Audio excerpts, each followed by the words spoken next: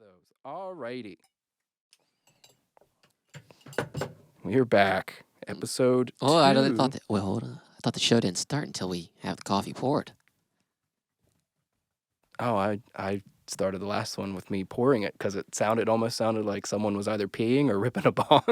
Okay, well let's officially start it now with the Now that we've said that. with the depression of the. You got this.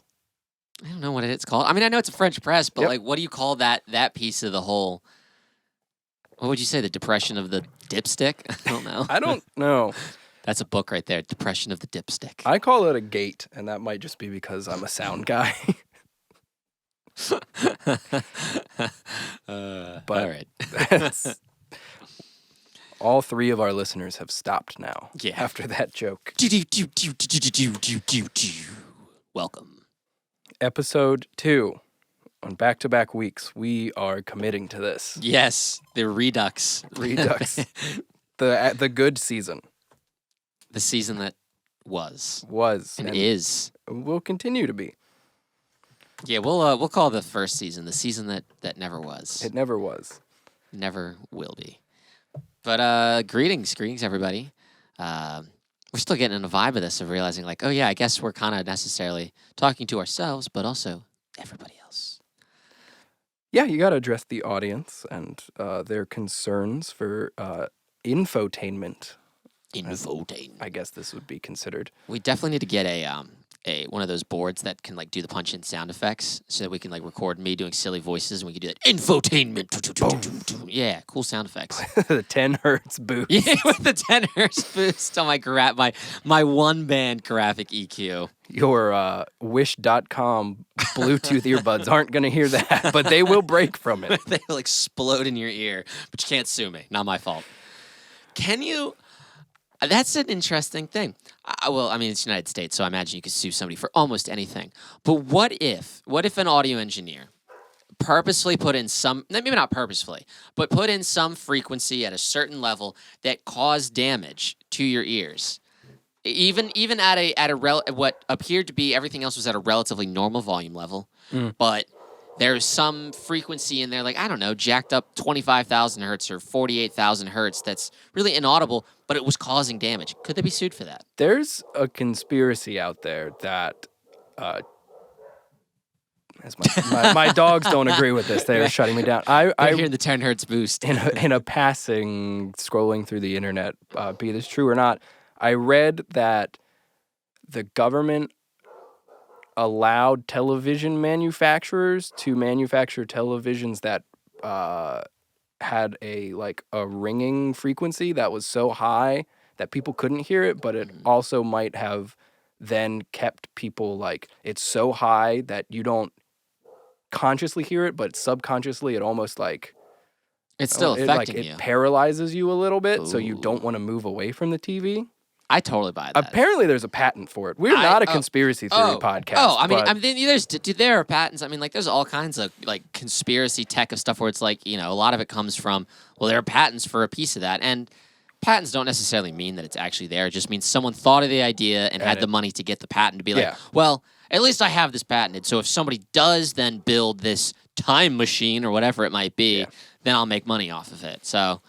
Yeah, I don't know if I buy it, but I saw it once and it was like, oh, that was a fun 20 minutes. Well, I buy it. I mean, like, it's not a conspiracy. We all know that advertisers would jack up the volume of their ads. That would be louder than you're broadcasting, so that, you know, when you're in the kitchen, you know, during the ads, you can still hear it. I mean, that's not a conspiracy. We learned about that in school. Yeah, so, you know, I wouldn't be surprised if there was some freak. I mean, because sound is so powerful. I mean, the military uses sound waves to affect things, and it's like. Well, also most audio equipment is just handed down military equipment. Yeah. Like the first compressors were invented. Yeah, they're all mil-spec. So like, because on the battlefield, if someone's saying like, you know, you need to bomb this coordinate, Make sure you can hear that. and then a bomb goes off, the bomb's gonna be louder than that guy's voice. So they invented compressors or limiters to like level out the guy's voice so they could audibly hear battlefield commands. Dude, would be so cool. I guarantee you there's some field in the military. I'll talk to some of my military buddies and be like, is there like audio tech guys maybe somewhere in, I mean, I imagine it's not just that, but that'd be cool to get like somebody from the military to come in and do like an interview with us. Yeah, like, that would be talking fun. about applications of that material. I mean, it's Tell probably them- all digital these days. It's not Yeah. like they're using any cool like gear. I mean, maybe they are, but if they Yeah. are, it's probably classified. I can't wait for 2022 military spec audio equipment to be handed down and tinkered with by a bunch of music nerds. It's just plugins. we Check use, out the new Fat Fat Filter Filter Drone Strike plugin. the Pro D2. Oh, and canceled. Yeah, exactly. We are against war, but we support our troops. Well put. Yeah. I mean, that's my stance stuff. I I support don't want anybody to kill each other. the OG audio manufacturers, you know? I just want to boost 10 hertz in every mix and hopefully blow people's eardrums. It's the only malicious intent I have. Was in an antique store and I found this old naval like radio frequency generator. Ooh. That was on like some naval ship. It out of the corner of my eye when I was there, I thought it was some sort of like beta test Shadow Hills mastering compressor. Like a Fairchild. It looked like a Fairchild before they nailed the design of the Fairchild, and I was like, how much do they want for this? And I picked it up and it was like 70 pounds. Oh yeah. And I was carrying it around the antique store, and then I was like, I have no need for this. Like, I know it's only $15. Oh, he's $15? It might have been 50. Oh, dude, still. I mean, that's kind of one of the things I think that we've talked about doing here on, not the podcast, but with the subsequent connected YouTube channel is, one, giving, tips and tricks. Like today our topic is going to be, miking kick drums and different kick drum sounds. So that's definitely going to be one of the approaches that we're going to take in the visual aspect of some of these videos. But also, we've got a lot of ideas for just wacky audio tests. We've got some gear that we've both gotten that it's like, yeah, is this necessarily practical? Is this an 1176 or a 2A or an API EQ? Like, no. I mean, everybody knows those sound great, There's nothing that we could show you with those that you haven't seen already. Yeah, but there's nothing I can say about a Neve EQ that I've never personally physically touched that matters. it's like they sound great, and it's also, but you could also make the stock Pro Tools EQ sound great. It's about what you do. But what we would try to do is find weird gear like that. Go to old military. What are they? The resale stuff where they sell the old military like gear and stuff. You know what I'm talking about? Yeah. There's a shit ton of them. Yeah, maybe in they've got Gettysburg. maybe they got some old audio stuff. We go to all this stuff and see. I found that DBX 120 subharmonic synth, the same one that they use for the bass sound on Soundgarden. Yeah. It's at an antique store for like $70. And I looked it up and I was like, they don't make them anymore. They go for like 300. Oh, damn. Yeah. Yeah, so just finding fun things to do like that, because that's what really You want interests some 10, us. if you want some 10 hertz in your mix. Yeah, if you want some 10 hertz. I actually don't even think that thing goes that low. Probably I think not. it stops at, I think it's 63, 45, and 20. It's like some odd increments, Yeah, but it do be thick. it do be thick. But yeah, so to the listeners, if you have any recommendations ever, we will always be taking recommendations on, hey, go buy or go find this piece of gear and see what you can do with it. Yeah, Yeah, we'll try I like it. a Let's good do it. audio challenge. I think we also had some fun ones where we were talking about, what was it, was it the durability of like those cheap mic stands you bought? Yeah, I mean, not this is the durability, but it's like, yeah, use function, like, how well do you they buy hold up? cheap mic stands and they work well for 6 months, and then you have to like, because we've done sessions together where we were both like, these are my overhead mic stands because if I loosen them, it's never going to tighten again. So it's just at this angle, and this is what we got. And then maybe adding some fun to it where we do have some stands that we're like, well, then also, here they are in a practical setting. But what if they get thrown off the roof by an ex-girlfriend? You never know. Or you are home audio. Cranky live sound or guy. cranky live sound guy. I've thrown mic stands across the stage. What if before. Never Adam had did a something human. at work, and so Bob comes storming in here and throws all of his mic stands off the roof into the pool? We got to test that. Would be that. impressive. We got- Javelin. we got Javelin fun- style. Javelin style. Yeah. Mic stand javelins. It was a K&M Blitzkrieg. Oh, they're German. They're a German company. Cancel Well part 2. done. Well done, me. Yeah, so this series is a direct ripoff of an audio podcast I love. There's a podcast called Live Sound Boot Camp. Anyone who has any interest in using a PA system or just learning about that side of audio, I recommend you check it out. I've learned so much from it, and it's never some like big picture thing that like unlocks the next door, but it's always just some little thing that some expert knows more about than I do. And it's just like, why didn't I ever think of that? But currently in their second season, they're going down the input list of soundcheck and how they like to go about it in the live realm. So, input 1 is usually your kick in mic. Yeah. So I was like, I did some research and I didn't find anyone doing it on the home recording side of things. Ooh, and I like it. If, good artists borrow and great artists steal, I'm going to steal their idea a little bit and make it more about, die. yes. Heroes don't get remembered and legends always die.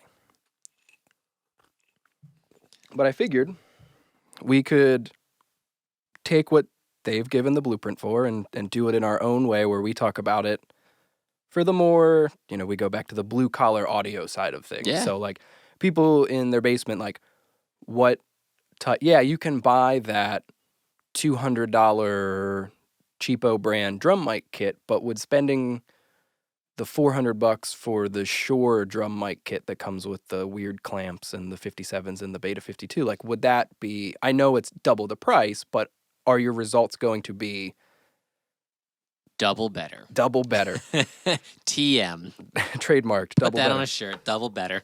So, yeah, today we'll be talking about recording kick drums in our home recording experience. Wait, kick drum is your first on the input list? Mine is always Tom 3. Tom 3. Yeah. Yep. I do it randomized. They do a phenomenal Don't do that. Don't 3-episode series on how to make a stage plot and input list and how to pin your stage professionally. Because we have played some gigs together, not in Nick's band, but in other bands where we've watched the sound guy. And the one guy pinned the stage like front to back, going left to right. So like vocal, like stage right, which is house, left vocal was like number 1, and then his guitar was number 2. So it went front, medium, back, front, medium, back. So that. It was like the console went like vocal mic, guitar cab, overhead, stage, or house and then, left. And then of course something doesn't work because it's live sound and there's always a channel that doesn't wrong. work. Yep. But then he can't figure out what it is because you've got everything crisscrossed and put your drums. And then also as a performer too, like a messy stage, it's like if you've got cables going every which way and it's like I'm stumbling over them, it's not fun. No. Same thing in the home recording, make it look nice. What if the band wants to take pictures, What if what if your artist is like, what if they move around? I don't know exactly how you're recording, but I don't know. Keep it clean, keep it nice, Just keep it safe. Like if you're doing a drum session that has 20 microphones, it's not going to be the most organized thing. Like you do your best. Cable management is important, but I would like you to tell me though, 20 microphones for a drum kit? Explain this scenario to me. Well, I mean, you figure what? Kick in, kick out, snare top, snare bottom. A lot of bigger studios who have the inputs double mic their toms, top and bottom, and then they sum them together. Yeah. You figure if you have the space, you're probably going to do 2 overheads. A couple spot room mics, some far rooms. Yeah, just to give... Not that you're not going to mix 20 mics at the same time, but you're going to give whoever's yourself or whoever's mixing the record just some options. Yeah. So, now that I have the inputs, like sometimes I run 3 kick drum mics. Yeah. No, I think that's great. I mean, I've been trying to recently, with a lot of the stuff that I'm working on, trying to cross over into Adam's world of more, I don't know, less processed, should I say? Or getting it right from the source. Yeah, not relying on, samples and overproduction. I still love them. They're great. Yeah. But, having extra microphones and parallel processing. Yeah. Parallel processing is amazing. Well, that even came down to another philosophy that I picked up from the Live Sound Bootcamp podcast is that the one guy, the one host, Ryan John, who's a phenomenal live sound engineer, like look up some of the artists that guy's mixed their sets on YouTube. It's killer. I think he also helped design the Avid the Avid S6L. Oh. Yeah. And now he works for UA as a product designer. Oh, that's awesome. Dudes. Yeah. Well, that's cool. He's got real world experience to be like, hey, this is what people actually need. Unlike us. Haha. But he likes to do something that he calls like EQ on fader. Mm-hmm. So instead of automating EQ, he'll just have like a bright mic for a guitar cab and a dark mic for a guitar cab. Oh, So yeah. if it's a Yeah, that's solo, awesome. he'll just push up the bright one that's a little bit more mid forward so it pokes out of the mix, and then he doesn't have to automate, like turn an EQ knob and flip through menus. He can just Oh yeah, push no, that I one up. do that. I do that with guitars, with my guitar tracking these days, where I'll have a couple different mics, or even if it's or different amps, where it's like, all right, I don't want to bother trying to EQ this. Now I'm just gonna, have an extra fader that's got my, you know, my Yeah. 214 mic on it, and that's just gonna bring in a little bit of extra brightness Some or air and some whatever it crispness, is. yeah. Yeah. So yeah, I'm at the point now where I can make EQ moves just based off of what the microphone and the mic placement's doing. Yeah. So like, yeah, I run, because I have the inputs, I can run 3 kick drum mics into my Soundcraft and then run that to Pro Tools. Mm-hmm. So I use the 901 for like my attack, and if I'm recording a mellow part, if it's the, like if the chorus needs to punch a little more, I won't really have it mixed in the verse. Yeah. But then instead of automating an EQ to add that attack, I'll just automate that fader up. And Yeah, bring, you're just using your microphones as dynamic control. Mhm. Whether it's dynamic EQ or whatever it might be, it's creating an effect. So yeah, it takes me 25 to 30 minutes longer to pin the drums and make sure everything's in phase, but it saves me 45 minutes of tailoring in a kick drum tone. But for the longest time, I didn't have 20 inputs to burn on an interface. I had Yeah, when you start off, you've got 8, maybe. yeah, and I think that's a lot of what we're gonna cover more today. Yeah. So what microphones do we got here?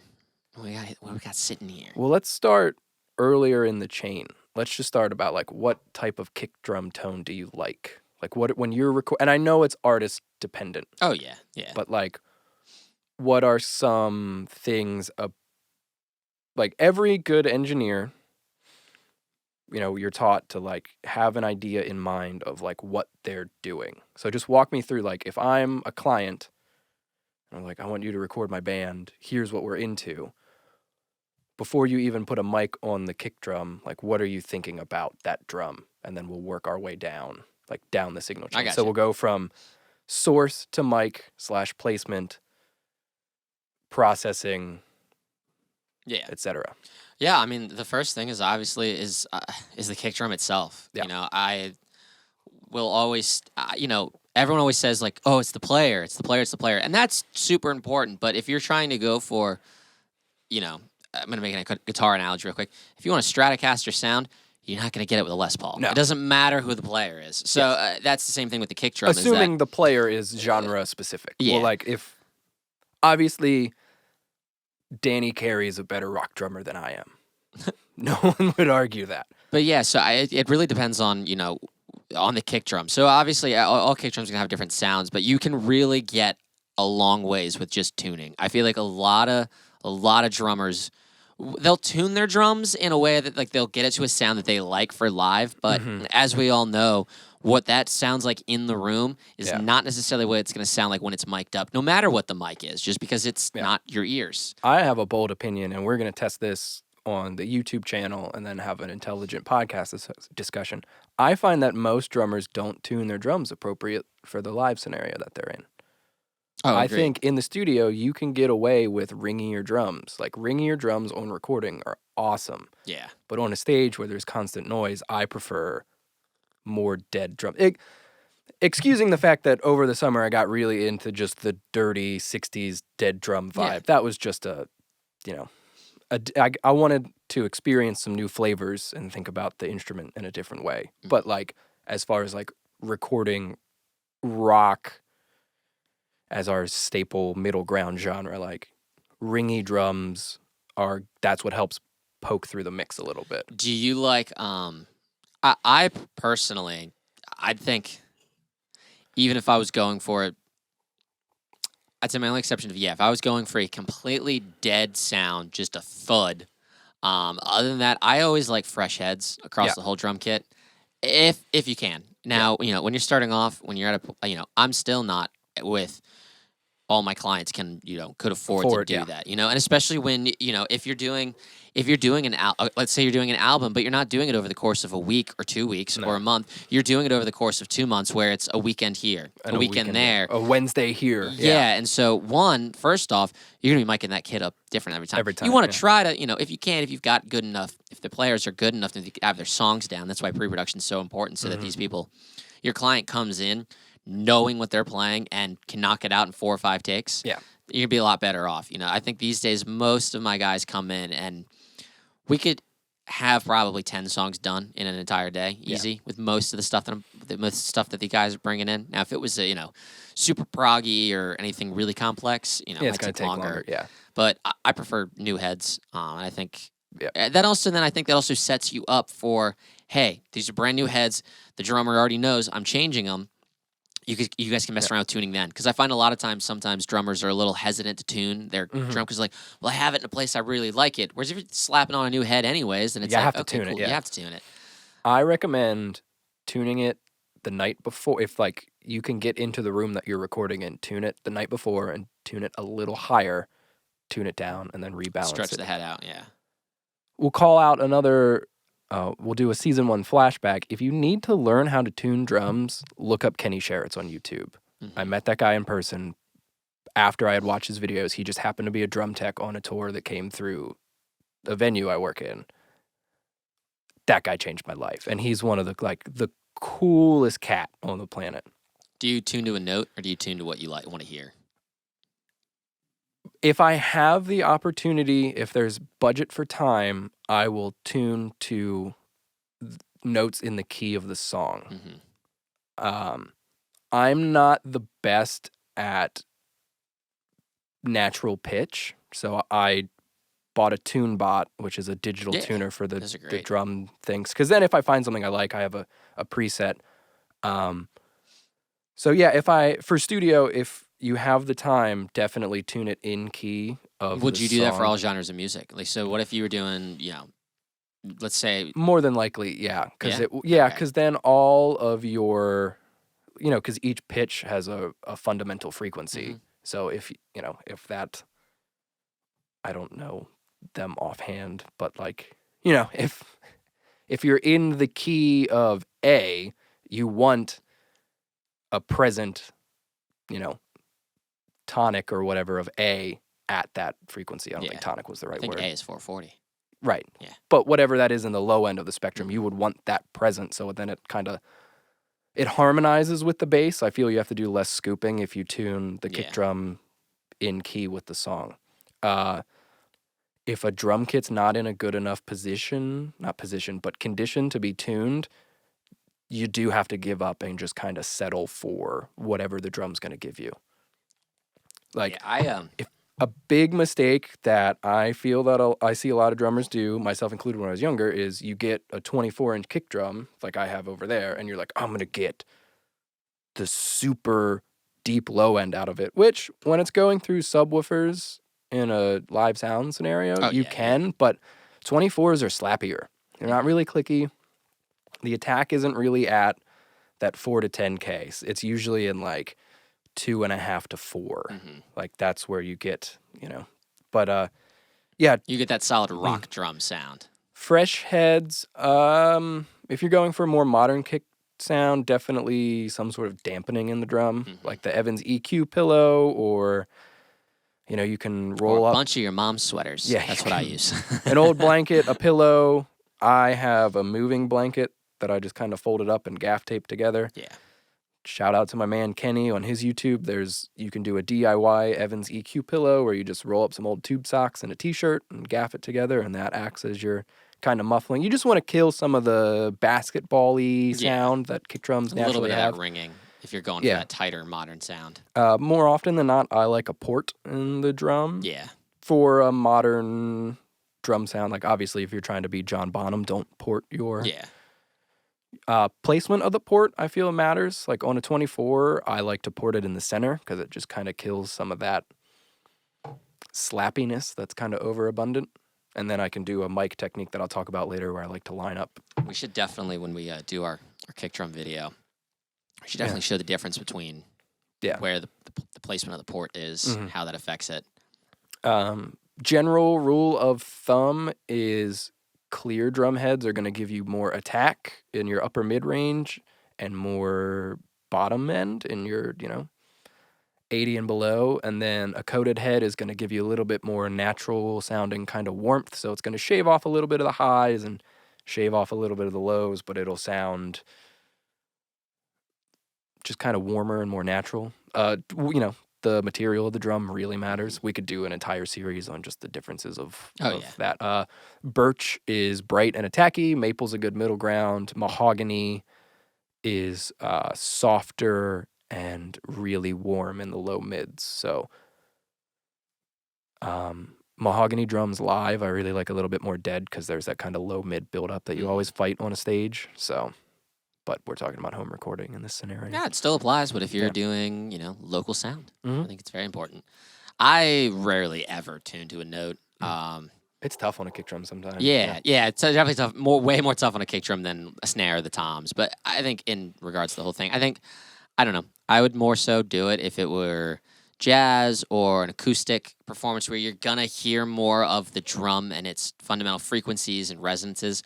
Whereas in a rock mix and a metal mix and those denser mixes, when we get to our reference point, our notes here on our songs that we like with kick drums, one of the reasons I like one of my picks is I do like, though, in rock and metal mixes, I do like when you can hear the actual drum. There's been this trend that I still like, but where it's like only attack. breaking. It's just attack across all drums, and it's like, it's great, and I think it, again, song dependent. I've got a song on here that's like that. It's the most just clicky, perfect kick drum ever for this genre, and I think it's perfect. But I find that has bled across into all different types of rock and metal music. Yeah. And I like more when you can still hear a nice balance of the ringing of the drum, but with a nice attack and punch to it. Yeah. And I think so much of that comes from tuning. So much of that comes from tuning the drum. I mean, you could have, we got a lot of different mics here that we could talk about. Yeah. Those will all kind of aid in that. But again, it always starts at the drum.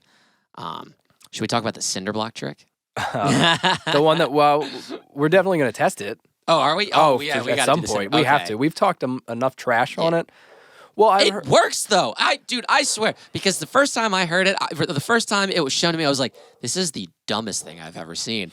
But I was like, it sounds really good though. And, I put a sandbag in the 24 once because Kenny told me to do Incubus. So essentially what the cinder block, so you take the front head off the drum and which will kill some of your note and it will give you a dead drum vibe. Yeah. Just throwing that out there. So if that's what you're going for, proceed. Yeah, so you take the front head off, the resonant head, and you put a cinder block in the kick drum. And what I was told is it's essentially tightening the wood. It's because the weight is compressing the shell. Yeah, the shell. It's tightening it, and it's supposed to. What is it even supposed to do? I never understood what really. Like, I get some of the science behind it. It was tightening the wood. Okay, is it supposed to make a tighter sound? That would be my guess because Kenny told me that Incubus's drum tech hipped him to putting a sandbag inside of a 24-inch kick drum to kind of kill some of that basketball-y sound because they're really present in a 24 and a 26 because they're just slappy. Like, the drum is too big to recreate the tight low end. Like, you can get there. It's just going to take some dampening. And I tried it, and it was cool. It added just a thickness to it. I'm excited. But every time it was done, when I was shown that trick, I was just like, this is so ridiculous. But then it ended up sounding great, and I want to know.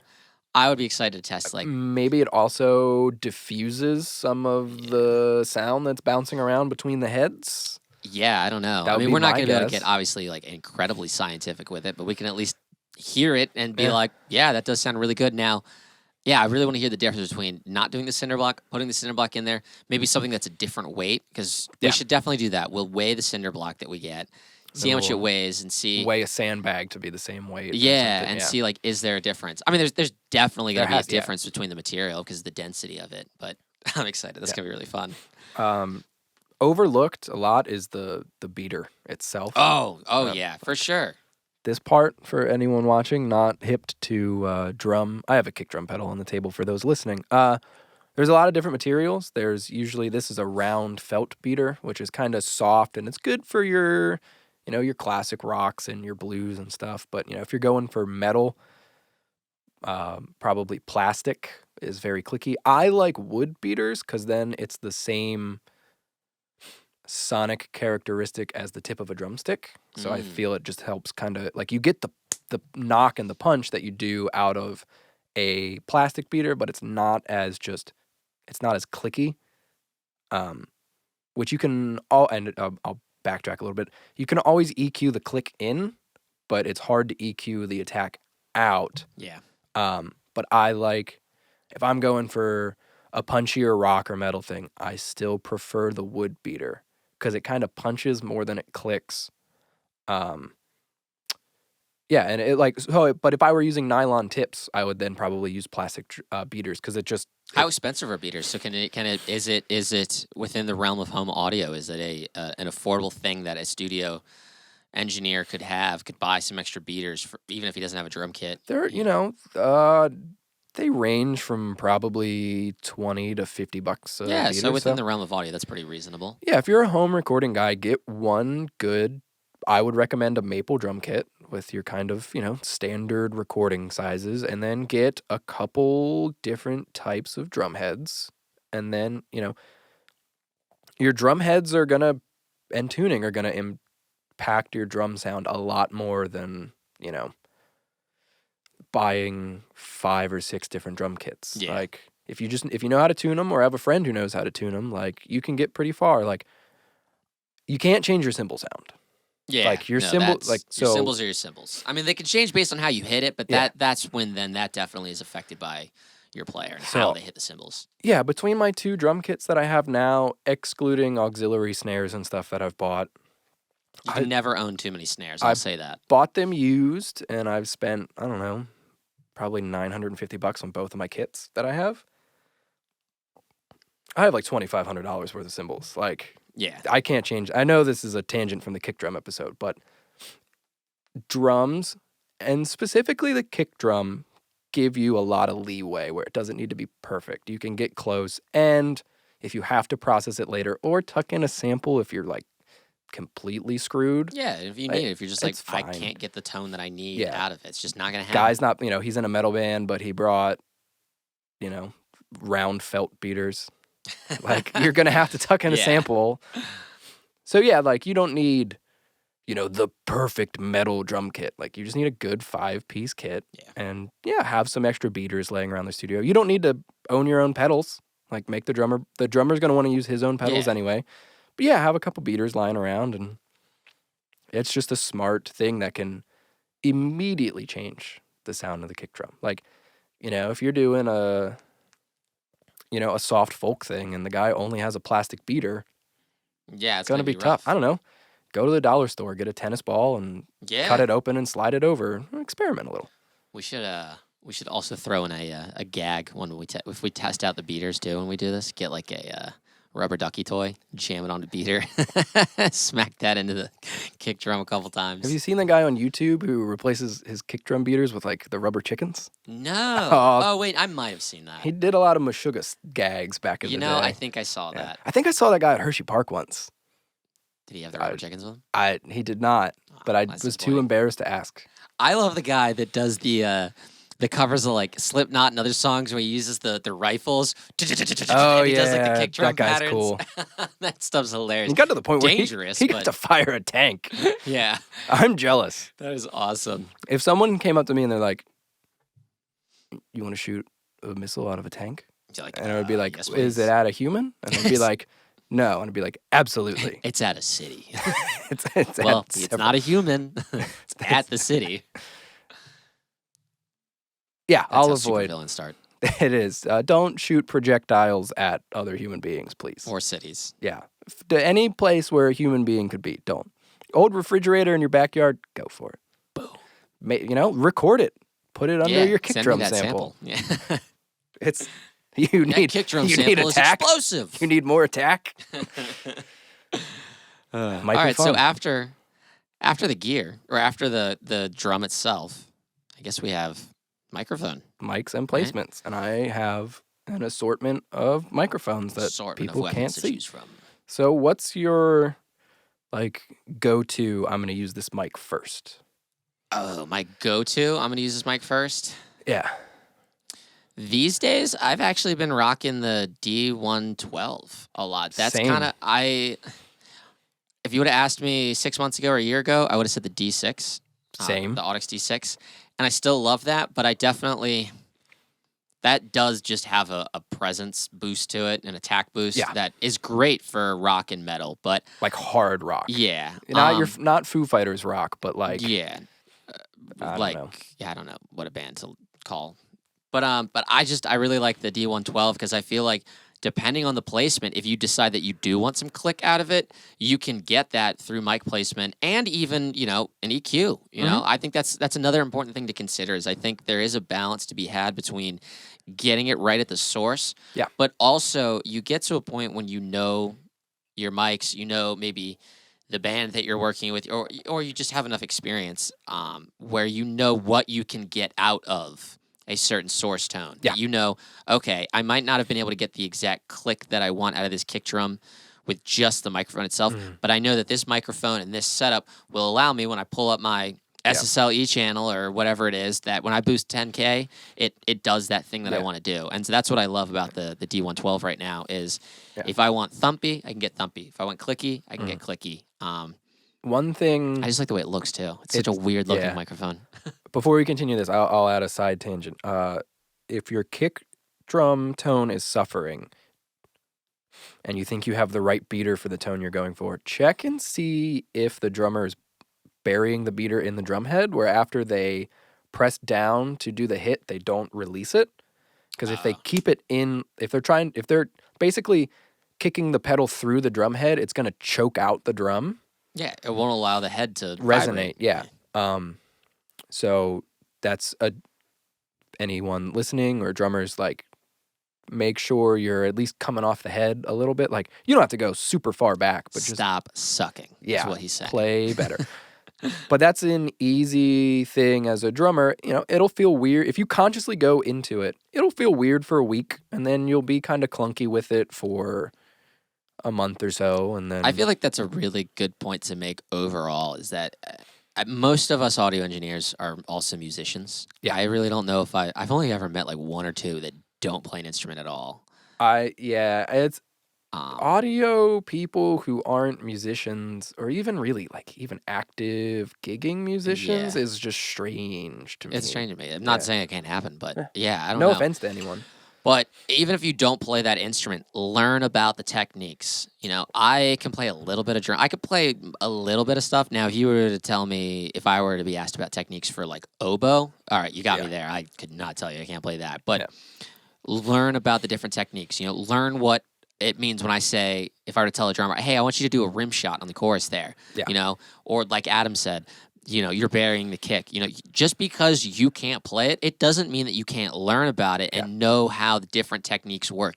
If they're just smashing the heck out of the cymbals and they're not, hitting it properly, learn about that. Watch some videos on drum techniques, or watch some videos on if you're a drummer, if you're not a guitar player, learn about how different picks, different attack, different techniques can create different sounds. Same thing with bass players, vocalists. Learn about this stuff because you, as an engineer, you're most likely also a producer at the same time. And so being able to give guidance to your musicians is so, so important. And coming at it from a very, like,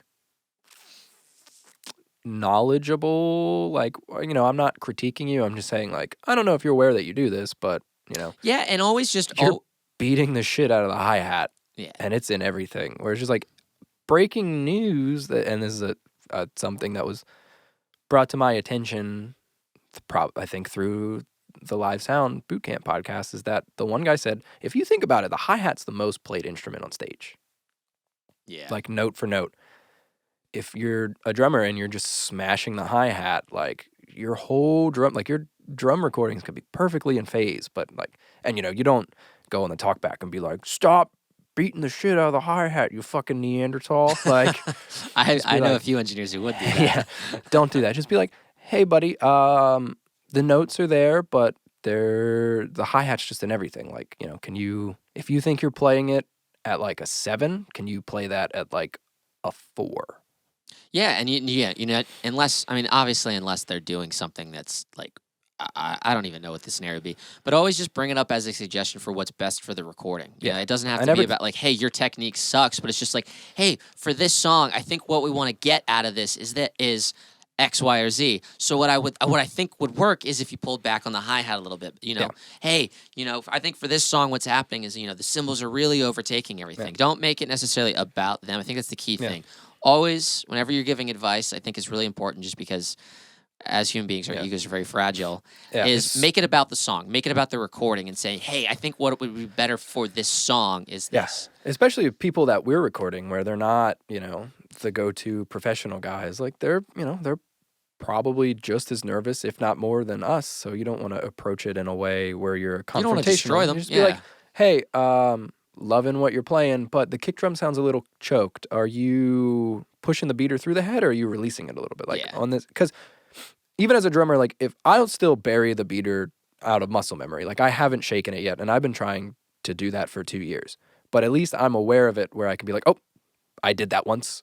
More than likely, if that kick hit sounds bad, I'll just slide another recorded one over where it's not buried. Yeah, and a lot of times the musicians don't even know they're doing something. Because like Adam said, it's...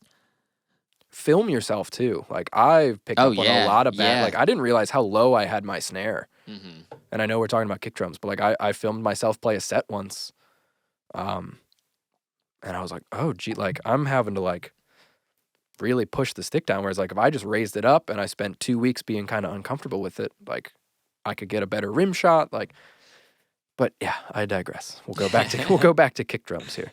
So much fun stuff to talk about. So I like the D112. It sounded like you said that yours was about the same pick. I've come around to it. When it's easy to get a good kick drum sound out of the D6, which is weird to say why it's not my go-to, but I don't like to cut frequencies if I don't have to. Mm-hmm. No, I agree with that. I like especially in key areas. I feel that anything I'm going to scoop out of the D112 isn't really that usable in a kick drum anyway. Mm-hmm.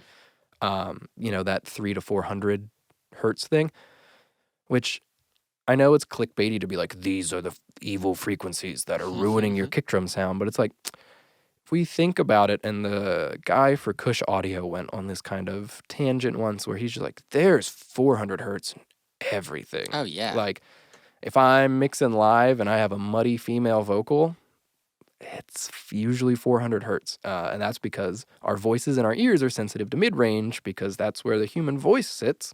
So if, I'm talking to Phoenix from 4 feet apart. Our ears are tuned into those frequencies because that's how we communicate. Yeah, or if I say, like, let's take a break from this podcast, we go outside, I take a walk through the woods, and I get mauled by a bear, like, and I scream for help up, Was that 1,000 hertz that I just heard? far up the hill, he's going to hear it because my shriek's going to be in the 1K range. So Now, what I'm trying to do, though, is trying to tune my ears to 10 hertz, 10 yes. hertz. So you don't, while 400 hertz is probably muddying up your kick drum a little bit, or 300 or anything in that kind of range, tuning and playing. You also don't want to just completely yank it out. Yeah, like Don't get into that habit. when a drummer kicks a kick drum, and with rock as our standard, you're going to be recording it at, it's going to be, around 100 decibels?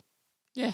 So you don't need 100 decibels of 400 in your kick drum, but you definitely need like 80. Yeah. So that's a good kind of a more neutral mindset when it comes to like EQ. But like I find that I will do now. Again, I don't want to say anything as if it's like this is a rule to follow, but I do find that I have no problem with extreme boosts, but I never extreme cut. Yeah. Like I might take a narrow. I say narrow, and I'll take a not a wide band of EQ, and I'll jack it up 10 dB if I need to, and I've got no problem with it. But I find when you start removing stuff like that, I will be a lot more subtle with my removal of frequencies, because like you said, it's just a buildup of that. You still want that frequency there. That is still fundamental to the sound of that instrument. But if you just start ripping things out, that's when you start to mess yourself up. And I do more aggressive cuts live, I'll say. But that's because you have to take stage volume into account. So I was more so speaking in studio. Audix D6 for anyone not familiar. I have the silver one because it I was have the on black sale. one. There is a massive tonal difference.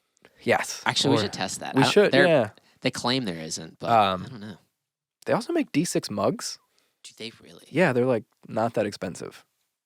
I like it. Yeah. I love it, but it's such a drum-tailored microphone that I love it live because all that I really have to do is take out that kind of 400 range. And I go more aggressively live, but that's because I have to get the PA louder than the stage. So, but this is a recording podcast.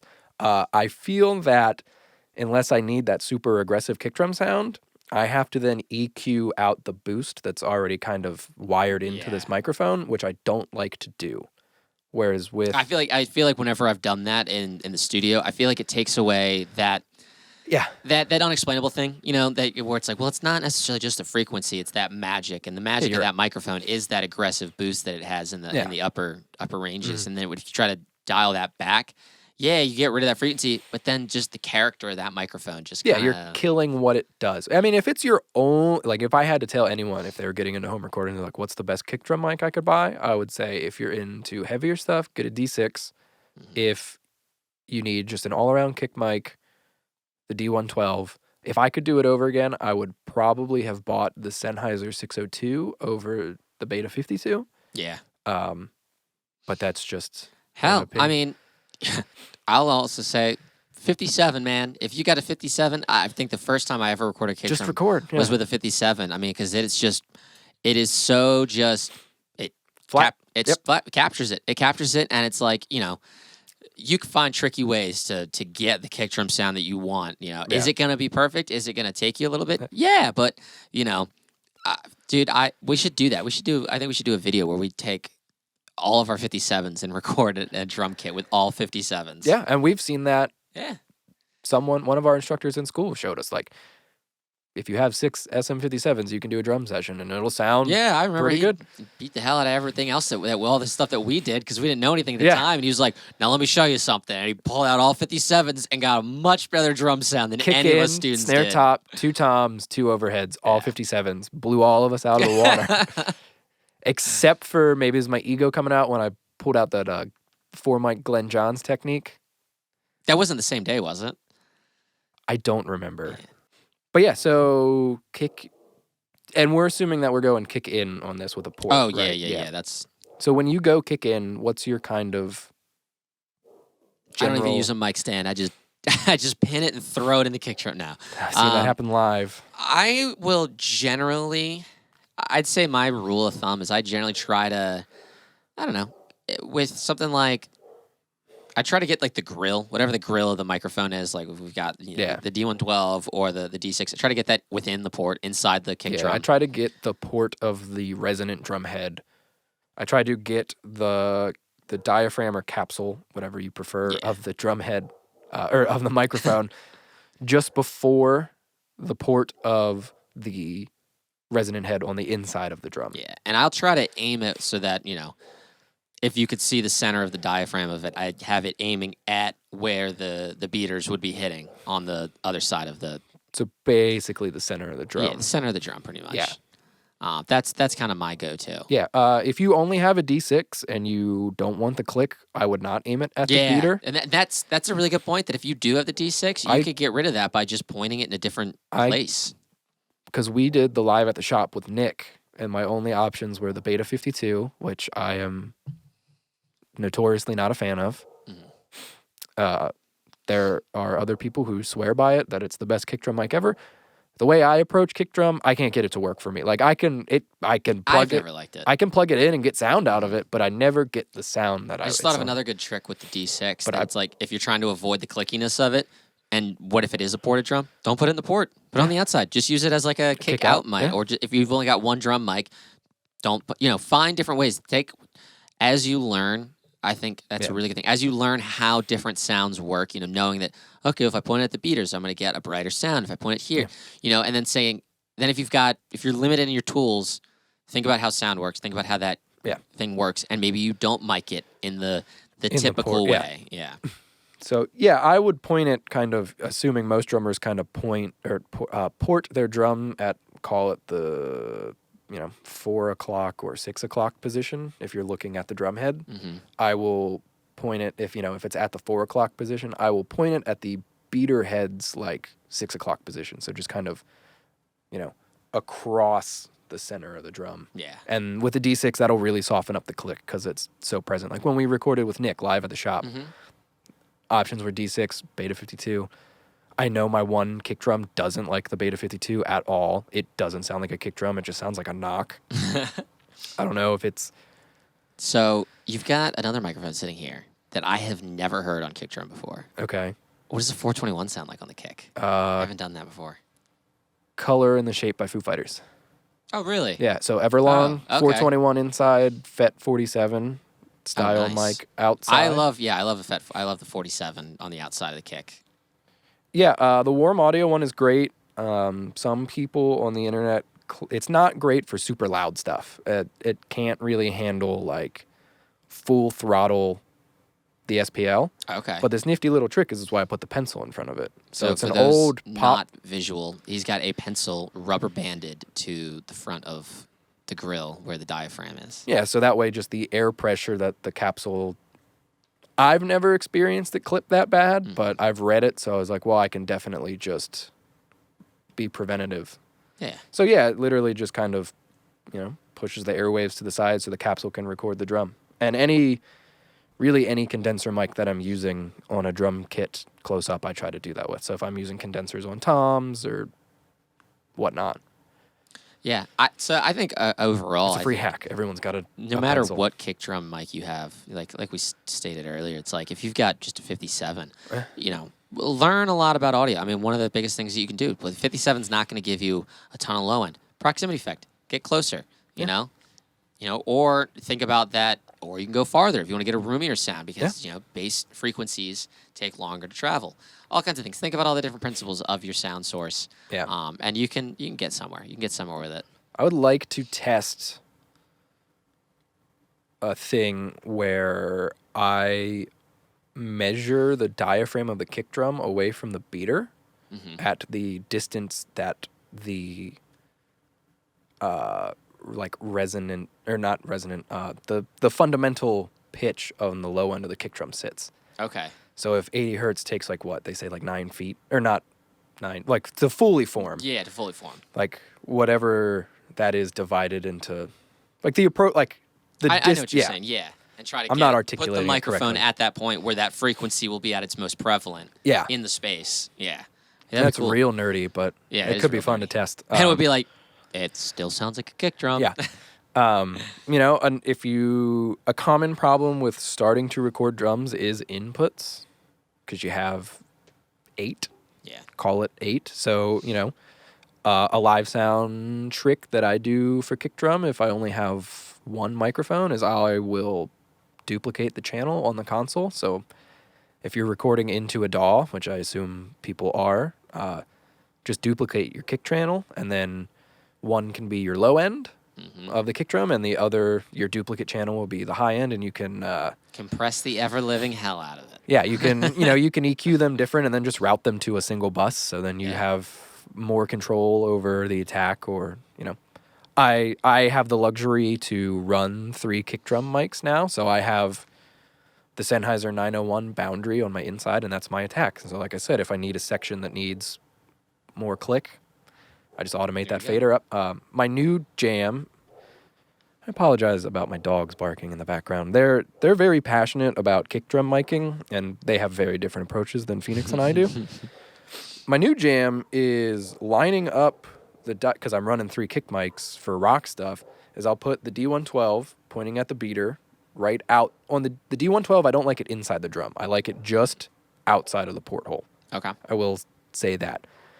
Inside it works, but it gets a little too basketball-y. Yeah. And with a 24, they naturally sound basketball-y, so basketball plus basketball doesn't equal great kick drum tone. Got a gymnasium. I will never forget one time I was like, when we were in school together, and I was doing like a mix, and Adam walks into the control room, and I think I had been soloing my kick drum, or it was just very prevalent in the mix, and Adam goes, Sounds like a gymnasium in here. He had a very basketball-y kick drum. I take It it. was great. There's apparently at ASP just a whole list of Adam one-liners that he said, Adam being me. That he has said, you mean you? Yeah, that I have said on the gig that I don't remember saying, that people just throw them around as quotes. So You've got some good ones. I'm a very quotable guy with very minimal influence. But Double better. if we think about, miking a guitar cab where they make those mic clips where you can put the two, your Royer 121 and your 57 in line and line up the diaphragms. I know the spot on the kick drum that I like, so I will put the D112 right in the center of the port, pointing at the beater, and then I will use this FET 47, which captures the more body and natural resonance and warmth of the drum in the same spot, so then they're in phase. So then I just have to get them in phase with my inside 901, and then I have my overall kick drum sound through the D112 and the FET 47, and then whenever I just need the punch, I just automate in that one. I dig it. Yeah. So that's cool. I forgot I had this mic, which is an SE Electronics X1D. They don't make it anymore, but it's got an aluminum. Does it come dented like that, or No, that was me. I put it in a rack tom and just the grill dents easily, but it still works. I haven't used it in forever. I remember, yeah, we used a lot of the SE stuff back in the beginning. Yeah, because when I bought my two overheads, this came awesome. free with it, and I was like, well, I need a kick drum mic, so. SE makes some really good stuff. Yeah, I love them. They're one of my preferred companies. I'll buy microphones and be like, I should have spent the extra $20 and gotten the SE. Should have done that. Should have done No it. plug. Cool. When we get to the playlist of this week? Yeah, do you have anything else to add about kick drums? I love them. Yeah, I mean, it's one of the more simple instruments to get a pretty good sound out of, I would feel. Like, as long as you're not clipping on the way in, like... Yeah. You have any... I guess we should talk about processing kick drums a little bit. I mean, we hinted at it, but, you know, let's... Okay. Just take me through your kick routing. What are you doing? Oh, my God. So, I don't know. I'll probably get a little bit of saturation. Mm-hmm. So whether that's through my analog pre's that I have or some type of emulation, just to get a little bit of just that mojo. It that limits feel. it a little bit, which is Yeah. kind of cool. And then I generally compress first, unless my compressor is not picking up and compressing the way I want it to. Then maybe I'll EQ before to get it to start triggering a certain way. But yeah, I generally don't compress my kicks too hard. And when I do, I generally, most of the compressors that I use have a mix knob on them already, which is nice. So I'll do it in parallel. Just dial it back, yeah. Because I'm trying to more so, I don't know. I think it depends. It depends on the mix. Sometimes I'm trying to use the compression to get more of a tonal change out of it. I'm not using it to manage peaks. Right. It's more so using compression as a tonal shaping thing. Sometimes I will compress just because there is so much low end that I'm not even gonna bother with multiband to start off with. Yeah. I know that there's so much boominess to this kick drum. I want it tighter, so I'm gonna compress the whole signal. And then I'll use the mix knob as that tonal balance, because there is something, no matter how little you compress a kick drum, it does lose something as soon as you do. Mm-hmm. So I'll use that mix knob. Then I'll run EQ. I am just a big fan of the SSL E channel on kick. Just tightens it up. SSL tightens up. I don't use the SSL channel E on any of my other drums. I use all different stuff, but on the kick drum, that's still my favorite. That's just something about the 10K boost on that for the kick drums just sound great. And like the 60 hertz boost. With the black knob is just, I like it. I think it's just nice. Does on sound kick. good. I'll typically run mine. I have my 3 inputs or 2 inputs or 1 input, whatever I'm doing. If I only have 1 kick input, I'm definitely going to duplicate it and do a high-low kind of EQ on faders, if you will. Yeah. But then I will route them both to a mono kick bus. Mm-hmm. So I will do my cleanup EQ on the individual channels. So it's the same layout as I would live. Shave off some of the high end because you just don't necessarily need it, and you don't really need 16K in a kick Yeah. drum. So, you know, Yeah, I always do it. Do you, dude, actually, recently, I haven't even been high passing my kick drum. Have found that I just don't bother. I don't bother doing I'll it. do it on the bus if I have to. Yeah, I think I end up just high passing my master bus, Yeah. and I will only go up to. I think it's just my setup and the way that I listen and what I've got going on is that I find that I get my sub Yeah. frequencies a lot more in line if I don't high pass my kick. Hmm. Because I generally like my kick being the lowest frequency. Okay. Depend in rock and metal. I Gotcha. like that. And then I'll have my bass sit right above it I've been on a because I like that. I like that the pulsy feeling of the sub that you Going don't with the get kick from the drum, bass, yeah. but you get it from the kick. So if you've got like tick, tick, tick, tick, tick, tick, tick, and, you're gonna get. Mhm. I like that feeling. Whereas if it's a more singer songwriter vibe or more subdued thing, then maybe my bass will be lower because I want it to be a more gentle Yeah. pushing and pulling. Yeah, I mean it's really song dependent for me.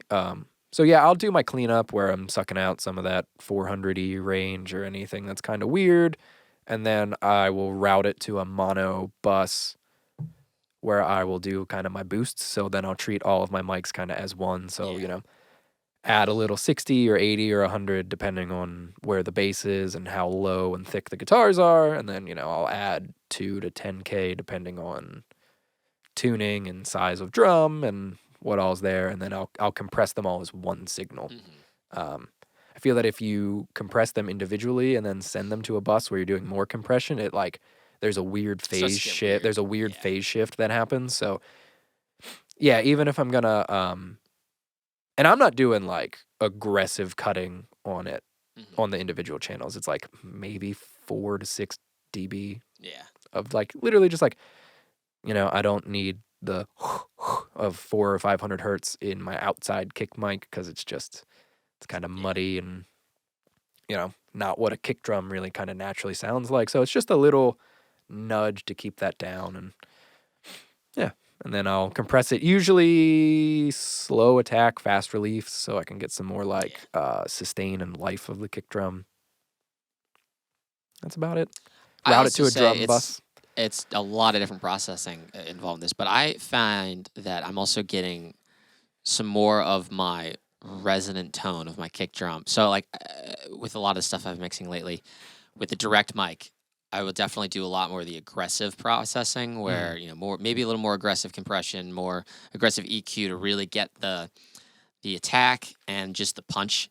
But then I'll get some of that more. I don't want just a clicky, like attack-filled kick drum. I want to hear a little more body to it, and I'll get that out of the room mic. Yeah, getting the room mic I used to high pass it pretty far, where it almost got rid of the kick. Where now is like, okay, maybe I won't aggressively boost the low end on my direct mic because I'm going to get that from my room mic and allow that kick tone from the room to kind of come through, and it makes it sound just a little more natural. It makes it sound like an actual kick drum would in a room instead of just that tick, tick, tick, tick, tick sound. Yeah, and we'll talk about it 6 to 7 episodes from now. But like if the show's still going by then, we might have season 2 Redux. we won't be speaking by the end of next Tuesday. Just kidding. But I have small ceilings in here, and I had not small but low ceilings, and I had low ceilings in the other house too, where there's some phasey slappiness going on in my overhead. So I will have some of my room mics hotter than my overheads just to get a more like. When's the last time you or me or someone as a listener has listened to a drum kit from 3 inches away when they're hitting a tom, or like no one's on a ladder, just like on the top of a ladder with their head tilted over a drum set while the drummer's playing. So like approaching, especially if you only have 8 inputs, like think about it, like where do you usually hear the drums from? Like get your rooms involved, run a mono overhead, run 2 stereo room mics or something. Yeah. I love room mics. It's so important to the tone of your drums. So yeah, I try to get my natural sound from the kick out blended in with the rooms. They're not bussed together; they're processed separately. But everything is then going to a drum group and then a metal group, which are cymbals and rooms and stuff. Sometimes I will run my kick and snare to a parallel mono group as well, just so if they're the forward thing in the song and they need to be driving together, they'll have the same compression and Yeah, kind of glues them together to get yeah. a similar feel going. But yeah, I mean that's really about it about kick drums. I used to run, we said it in the last episode, but like, when we both started mixing, we probably both had our kick drum as the lead singer of the song. Like it's kick up front, because it's hard to screw up a kick drum. Yeah, you're like, it sounds you so put good. the smiley face EQ on it, and you got a kick drum. And especially when you're starting off too, you probably don't have a your referencing system. Yeah. Probably doesn't have a lot of low end in it, Yeah. And so you're gonna be like, oh, I can't. Well, I'm not getting that thump that I want, and then you go check it in your car, and you're like, oh, ooh, 10 hertz galore. Yeah. I need a new transmission. I just blew my car up. So what are some of your favorite kicks? What they are for this week's playlist. We're going with a playlist of kicks that we like. Kick drum sounds that we dig. All right. My first pick. We'll alternate. We'll go back and forth. I was just thinking. All right. Like, we alternated. Sweet. I love it. Stranded by Gojira. Yeah. I test my live sound rigs with it. It's just got it's subby. It's kind of clicky, but I would say it's more slappy, and it just has a good push to it. So for a modern metal kick drum sound, I dig. Hell yeah. If we're gonna, this song will be on the list for every single piece of the drum kit that we bring up. I have some of those. But this whole record, but the first song on the record that features the drums, Cubensis, I think that's how you say it. Cubanesis, I don't know. By Intronaut. The Cubanesis crisis? I'm familiar. The Cubanesis crisis, but Cubensis. Cuban Nissan crisis. Your kick drums don't sound good if you reference them in a Nissan in Cuba. That is the Slate. Cuban Nissan Slate, crisis. get on that. I want you to reference the speakers of a Nissan in Cuba. The humidity plays a factor. But this is my favorite kick drum sound right now. My favorite drum tones right now. I just think I don't know who mixed that record. I know who played on that record. I know it's Alex Rudinger from my hometown. That guy makes me want to quit drums every time drummer. I watch him. But I know he played on that, and I love the drum tones because they are punchy, they are snappy, but it sounds like real drums, or it sounds like, not I don't want to say real drums because you can use samples and they're still real drums, but it is the closest I think in a metal mix right now to how drums actually sound. Whereas, some of these other ones on my lists are more specific, oriented for that song. But this, I just think there's a warmness to the drums. The kick drum is punchy. It has a click to it, so there is a presence to it. You hear it. It's not just a feel. Yeah. And obviously, the volume level of it is a good place, but I think it sits really well in the mix tonally, and it's a great sounding kick drum, great sounding drum kit.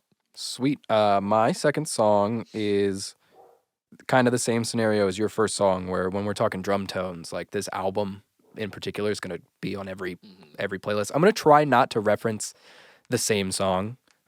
Try to analyze the album a little more to kind of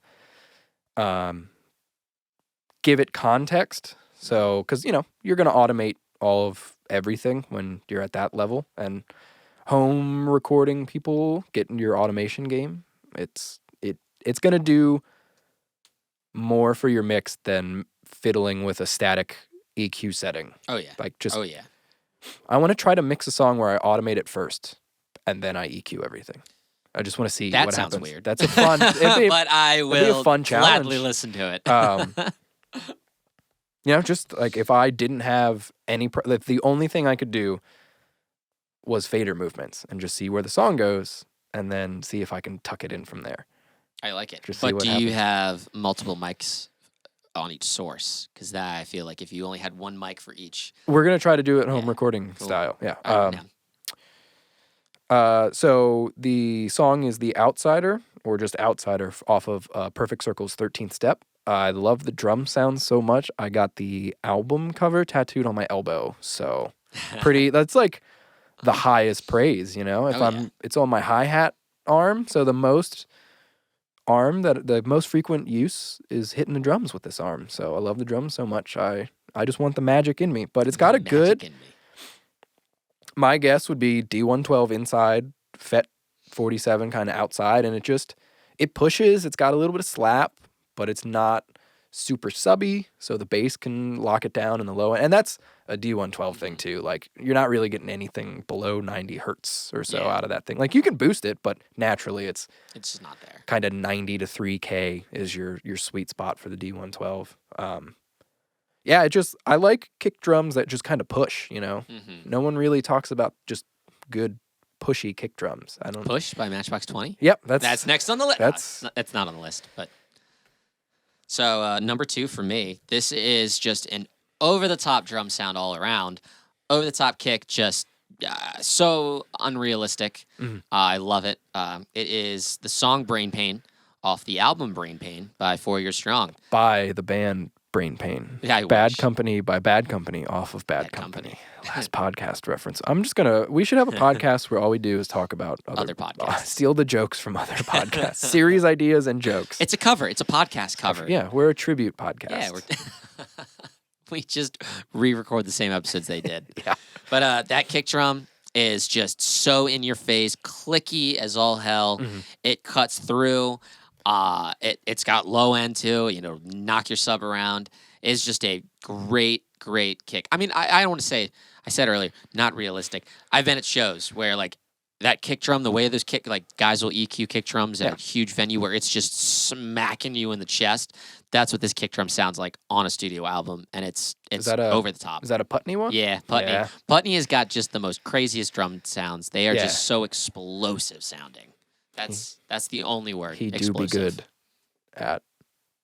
All right. Number 3 for Adam. Sorry, I was just checking to see that we were still recording. I get paranoid sometimes. Oh, yeah. My phone died. I wrote my list on my phone and not my notebook. Another one of those albums that I'm probably going to reference throughout drum tones and guitar tones and bass tones and everything because they're one of my favorite bands. But Push It by Tool. Ooh, kind of the same thing. It's got that natural vibe that just kind of pushes the song. You get a little bit of low end oomph, but it's not going to it's not going to hit you in the pants with how subby it is because the thing I like about Tool is that the kick drum's kind of mixed behind the bass a little bit. And it just kind of, again, it's a pushy sounding kick drum for lack of a pun because the song is Push It. It's just a good. Danny Carey's one of my favorite drummers, as anyone who knows me knows. So Danny Carey, he can do no wrong. I'm gonna skip my number 3 to come back to it. Number 4, Burden in My Hand, Soundgarden. Specifically that song, because that whole album, like every song is mixed slightly differently. Yeah. They self-produced that. It's off of Down on the Upside. Yep. My favorite Soundgarden record. I love how long that record is. It's like 15 or 16 songs. Yeah. They were just like, hey, we just recorded like a number 1 hit record. We're going to do whatever the hell we want to do on this album. They self-produced it. My favorite record. I love the drum sound on that. The kick drum sound is just a really good rock kick. This was kind of during the time where I think, we started getting the more clicky kick drums. Was in the 90s with the grunge guys in the metal scene at the time. And I liked how Soundgarden on this record. They weren't like Pantera click. Yeah, no. And this kick drum is not very kicky. I feel like it is a really good, it's just a great, like, I'll call it a classic rock sounding kick drum. It's thuddy. It's got presence to it. I think there's body to it. It's a really great kick drum that's sound. A more descriptive way of saying pushy. Yeah. Like what I was trying to describe with that. Yeah. that like it wouldn't work in the context of like a metal song. It just doesn't have enough to it. But for a more open arrangement like what that song is, it's great. It's got a I'm trying to think. I don't know. It's got a tone to it that really complements the song. Yeah. I think a lot of times kick drums these days are meant to be either clicky or thuddy. There's really you don't really think about the whole tone aspect and how it affects the rest of the song. There's when you dial in the mid range right on a kick drum, it just stays in the mix. Yeah, I feel like a lot of times kick drums and drums in general are just viewed as percussion and not melodic. Yeah. You know what I mean? Like, not that a drum will have necessarily a melody, but you don't hear the musicality in it. It's just, oh, we just want that a hit. It's just a hit. Whereas that kick drum in Burn in My Hand, it is so key to how that song sounds. I mean, the whole drums on that entire record, the tones, the songs would be completely different if you had different tones on there, because it's not just, the percussion of it. It really is a warmness that creates the center for that song. Matt Cameron, underrated drummer by the masses. One of my favorites. That whole band is so underrated, technically wise. I know they're still, I'm not underrated as, they're one of the most famous bands in the world. But in terms of, like, technical precision is what I meant underrated. You don't go, like... Nerd level appreciation. Yeah, you don't, rarely are people like, who do you think is a really good technical drummer, technical guitar player? Matt Cameron. People, these days, like, Tosin Abasi, this guy or this guy. And it's like, well, no, those guys, man, had some really cool shit. I mean, Soundgarden was playing in odd time signatures. Their mainstream songs were in odd time signatures. 7/4 or and doing whatever, really wild stuff. We'll stick with the Chris Cornell theme. Oh, by the way, I only have 4. How many did you do? 4. Okay, cool. I might have some other honorable mentions, but... Well, I have 5, but we already made the joke. Did we? Yeah. Your mom's ass is one of my kick drums. That's not Adam's mom, but just the audience. The universal mom. Yeah. I've lost focus. Sticking with Chris Cornell, a drum sound that I also love and will probably be referenced at least in the next episode. "Show Me How to Live" by Audio Slave. Brad Wilk, just holding it down. That's a great one. Yeah, it's natural. I wouldn't call it pushy, but it just sounds like a well-tuned and well-played I love kick it drum. too, because that one is such a good example of, like, the rudder in the water. Like, the kick drum just really keeps you locked in. I mean, any of those groove-based bands like that, where you're supposed to just kind of dig your head in and groove, that kick drum, like, does that for that song. Yeah. And then, you know what? My honorable mention is, like, any early Slipknot, Iowa or Subliminal 3. Like, I know that we don't appreciate the click drum as a whole. You say kick drum or click drum? I said click drum. Okay, you did say that. Okay. But, Slipknot, they were the OGs. Well, I mean, I guess Pantera was the OG, but I'd like Slipknot over Pantera. So, by far. That probably just got canceled for that, too. I got canceled because I'm not really a Pantera fan. But I like some of their stuff. I had a roommate that really liked Pantera, and so I heard it a lot, and I was like, I do like these guys. You want to yell respect, walk, and Cowboys from Hell got a good riff. Other than that, it's tonally, I don't really like any of the. It's all scooped. It's all. I was never a big fan of that sound. Yeah. But no, like any of the Joey Jordison era Slipknot, just got bringing the clicky kick drum to the masses, and it's when I appreciate it because they were the one who did it. They kind of pioneered it before everybody else. Whereas they made it mainstream. Everybody else was just like, well, Slipknot did it, so we should do it. Yeah. My last kick drum, and this is one of my favorite kick drums because I think it's just an all-around great rock metal kick drum. I feel like you really could take this and take this kick drum sound, and with just a few tweaks, you could really get it to fit in any modern rock metal mix, and that is the kick drum from the song Lost, the first track off of Counterparts' record, The Difference Between Hell and Home. I think that's the record. I really hope I'm right. I think the drum tones on that whole record, the kick drum, again, in particular, are really nice, just attacky, thumpy, punchy kick drum sound. They're not anything, I don't want to say, they're nothing special where they really stand out and you go, whoa, that is just an amazing, I feel like the other songs I mentioned on here, they are great within their specific but there's like moments. universally. But this is just universally, you could take that kick drum tone and that, that whole hit. You had a sample of that kick drum. Yeah, you could use it in so many. Mix, I think the only thing you wouldn't do it in is, I don't know, folk bluegrass music and folk jazz. music. But even then, it's kind of like just dial the compression back a little bit and maybe fast attack rather than slow attack. Yeah, exactly, because it's just a great sounding kick drum. It's not too clicky. It's not too thuddy. It's just right. It's a perfect. It's kick a perfect. drum. Yeah, it's just that if I could only have one kick drum, I would use that one. I think I could get a lot out of it. I feel that way about the A Perfect Circle kick drum. Yeah. On that album in particular. Cool. I think that wraps up kick drums. We did Drum shell wrap was the finish, what the drums look like. Yep, wrapping up the kick drum. Episode 2 in the year 2022. Our first episode of 2022. Yeah. Next week talking Next week's gonna be a 4-hour episode. Ooh, what are we talking about next The week? snare. We'll just go down the. Oh, we'll just go down the line. Maybe Yeah. we should probably throw something else in as well. We should split it between snare and then something else so we're not just talking about drums. You know what I mean? That's fair. Maybe we could do. We'll figure it out. Yeah, we'll figure it The out. snare We'll episode will be surprise ya. 4 hours because other Yeah. than cymbals, there's a lot of water in yeah. the ocean of snares. Awesome. Cool. Well, as always, these songs will be put up so you guys can check them out. We'll have a list for you guys to listen to what we're listening to and Backseat playlist. Sweet.